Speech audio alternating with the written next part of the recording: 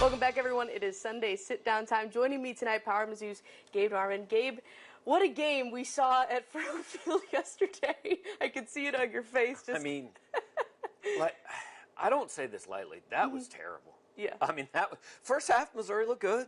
They were functional on offense, and then the second half was maybe worse than the middle of the Auburn game. I mean, it became obvious at some point Vanderbilt can't score. Like, literally just run the ball and go home with the 17-7 or whatever. What overall was the biggest thing that stuck out to you in terms of what was the worst part, if you can really pick one? I mean, everything that Missouri did offensively, to be honest.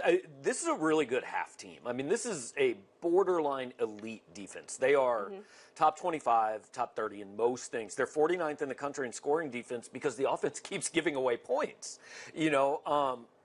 But they have to be perfect. I mean, I was sitting next to a couple guys in the press box, and I said right before the 80-yard touchdown, I said they're one missed tackle away from being really nervous. And then one missed tackle, and you are asking your defense to be perfect. And it worked yesterday because of who you were playing. But that does not beat any other team in the league.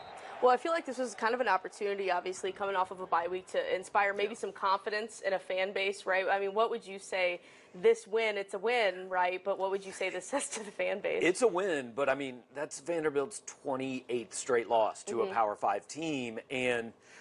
But at the same time, fans have been saying for a month, well, they should be 5-1. You know, they're so close. And I've been saying, but that doesn't count because bad teams talk about how they almost won. Well, if I'm going to say that, then I have to give them credit. They made the plays to win the game. And, you know, if you're walking through the desert and somebody offers you warm water, you don't say no. You know, you take the win and move on. Well, I feel like a lot of the blame obviously goes on Brady Cook with fan base, right? But I feel like there's a lot of other issues on that offense. You know, what do you see besides the quarterback position? Everyone loves to focus on that one, but besides that, you have to start with the quarterback position is an issue. Yes. Like, Brady is not playing well enough, and he would say that. He has said that. He knows that. But they have no offensive line. They have tight ends that, I mean, I wrote this morning, take up space and get light cardio in on Saturdays. But they don't really do a lot else. You know, you can question the play calling, and there are times I question the play calling, but I think you can do that with any team. I mean, just no part of their offense is really working at this point, other than, you know, Cody Schrader looked good yesterday, which I tried to figure out how was the blocking good when he was in the game and just bad all the other time? It didn't make much sense. But. Well, obviously, a ton of calls for Sam Horn. That's all we've been hearing all season long. You know, obviously, you want to get the right situation to put him in a game. What do you feel like that is coming up? It seems like we have a Tennessee, Kentucky, a lot of tough teams coming up here. Does he get in a game, you think?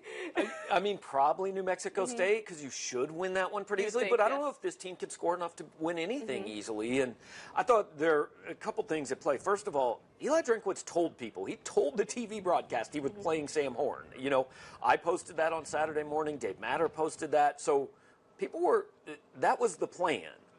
You don't say that if it's not going to happen. You know, it set up a situation where fans are even more upset than they were. The other thing is, and I love them, but I've never seen a fan base that wants the third and fourth string quarterback in a game more than this one. I mean, all the calls are Sam Horn and Tyler Macon. Jack Abraham is this team's backup quarterback. When it looked like Brady Cook might not be alive anymore after that hit on the 2-yard line, it was Jack Abraham that got the helmet on and started warming up. So, you know, it'd be great. I think you need to get Sam in kind of for the same reason I thought you needed to play Brady and Tyler at some point last year because Sam Horn's going to be the guy next year. I don't see any situation in which he's not. So you've got to play him at some point, but at the same time, they were one mistake from losing that game. I mean, if he puts Sam Horn in and Sam Horn runs the wrong play or throws a pick six or something, they lose because of it, he's got worse questions to answer than he does now. Do you think we're at a point where, you know, Drinkwitz just runs with Brady probably for the rest of the season here? I would. I mean, I don't know. Maybe if you get in a situation where you're, you know, 3-7 or 4-7, whatever, and bowl game's out of the picture, then you play Sam Horn. But it's easy for us to sit here and say they can't get to a bowl game. And I don't think they will get to a bowl game. But players and coaches don't look at it that way. They're going to think they can win at South Carolina.